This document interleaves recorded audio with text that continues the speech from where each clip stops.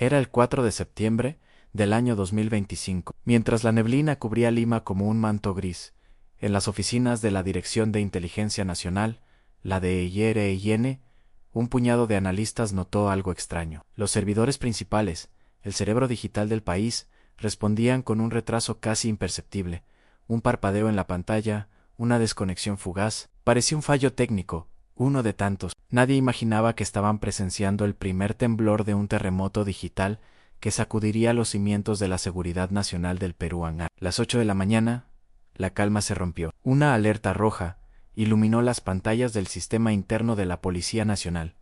Acceso no autorizado detectado. En cuestión de minutos, los monitores se llenaron de líneas de código que mostraban actividad inusual. El origen en direcciones IP encriptadas, saltando de un país a otro. Los ingenieros de la DIRIN corrieron a la sala de servidores. El zumbido de los ventiladores parecía un rugido furioso, mientras intentaban contener la intrusión. Desconectaron la red, tiraron del cable, pero ya era demasiado tarde. El enemigo estaba dentro. Lo que siguió fue una cascada de desastres, bases de datos clasificadas con información sensible, documentos de operaciones encubiertas, y lo más grave, los perfiles completos de agentes de inteligencia, sus nombres, sus familias, sus misiones. Todo comenzó a aparecer en foros anónimos de la Dark Web.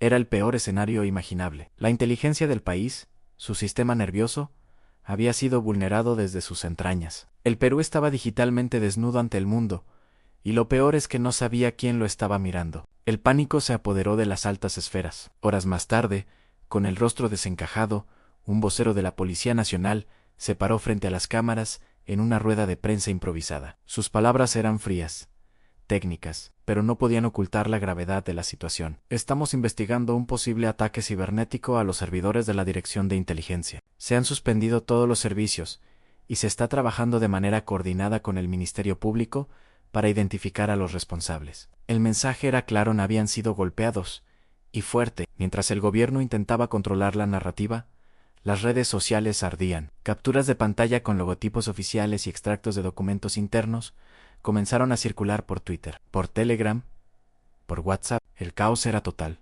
¿Quién estaba detrás de esto? Los medios de comunicación lanzaban teorías sin parar. Algunos apuntaban a grupos de hackers rusos, conocidos por desestabilizar gobiernos. Otros hablaban de activistas locales, justicieros anónimos que buscaban exponer la corrupción endémica del sistema. Pero lo más inquietante no era la información que se había filtrado, sino lo que los atacantes decidieron no publicar. Parecía que estaban guardando sus mejores cartas para un golpe final. Durante las siguientes 72 horas, el Estado peruano guardó un silencio sepulcral. Dentro de las oficinas de la policía, se volvió a la era del papel. Las comunicaciones internas se hacían con documentos impresos, llevados a mano por mensajeros. Se prohibió el uso de correos electrónicos y celulares. El ciberespacio peruano, normalmente un lugar tranquilo, se convirtió en un campo de batalla invisible. Mensajes cifrados iban y venían en foros clandestinos. Era evidente que los atacantes seguían dentro, observando cada movimiento, jugando al gato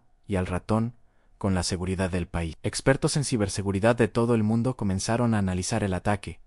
Lo que descubrieron los dejó helados. No era un simple hackeo, era una obra maestra de la infiltración digital. Los atacantes habían combinado múltiples técnicas. En primero, un ataque de phishing interno, engañando a un funcionario para que abriera un correo infectado. Luego, manipularon los DNS para redirigir el tráfico. Y finalmente, instalaron un malware tipo RAT, un troyano de acceso remoto. Este software era tan avanzado que podía extraer datos sin activar ninguna alarma. Pero lo más sorprendente fue el hallazgo de rastros de una inteligencia artificial generativa en el código, utilizada para adaptarse y evadir cualquier intento de detección. Era como luchar contra un fantasma que podía cambiar de forma. En medio de miles de líneas de código malicioso, un investigador de la Unidad Forense Digital encontró algo que parecía fuera de lugar. Una firma, un mensaje oculto dejado por los atacantes. Escrito al final del script, había una frase enigmática: "El sistema siempre olvida a quien lo creó".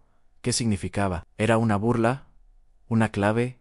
¿Una declaración de principios? Las teorías se dispararon. Algunos creían que era una referencia a un viejo proyecto tecnológico olvidado. Otros, que apuntaba a un exagente o un programador despedido, alguien que se sentía traicionado por el mismo sistema que ayudó a construir. La frase convirtió el ataque en algo más que un robo de datos. Lo transformó en un acto simbólico, casi poético. La noticia del hackeo cruzó las fronteras. El ataque no solo había expuesto las debilidades del Perú, sino que había puesto en jaque a la seguridad regional. La Interpol ofreció asistencia inmediata. Estados Unidos y España enviaron a sus mejores expertos en ciberguerra. ¿Por qué? Porque los sistemas peruanos estaban interconectados con agencias de inteligencia extranjeras. La brecha de seguridad en Lima podía significar una puerta abierta a los secretos de otros países. Por primera vez en la historia reciente, los líderes mundiales comenzaron a hablar abiertamente de una guerra digital silenciosa en Latinoamérica. Una guerra sin balas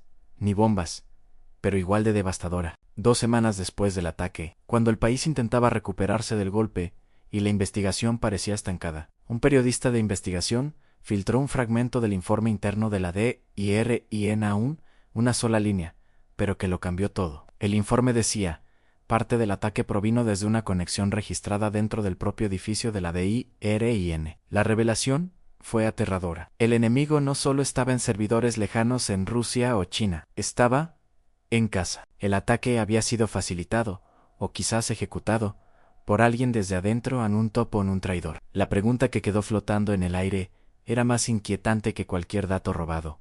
¿Fue un enemigo externo o fue fuego amigo? El hackeo a la inteligencia peruana de 2025 marcó un antes y un después. No solo expuso miles de documentos secretos, demostró que en el siglo XXI las fortalezas más seguras no son de piedra, sino de código, y que hasta el secreto mejor guardado de un Estado puede ser vulnerado con unas cuantas líneas de programación. Pero sobre todo, nos dejó una lección escalofriante en el mundo digital. La traición puede tener un rostro invisible, y el enemigo puede estar sentado justo a tu lado. Si esta historia te ha parecido tan fascinante como a nosotros, no olvides darle like a este video y suscribirte al canal, para no perderte el próximo episodio de esta increíble saga. Cuéntanos en los comentarios, ¿quién crees que estuvo detrás del ataque? Nos vemos en la próxima.